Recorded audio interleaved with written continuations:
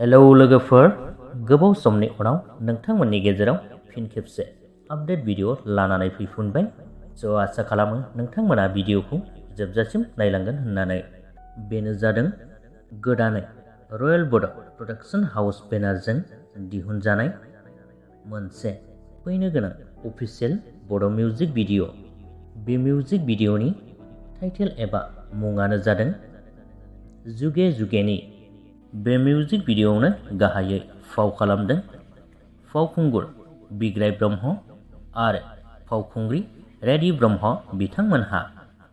मेथाइखौ रोजाबदों नितामनि बर' आरो बर' बिथांमोनहा।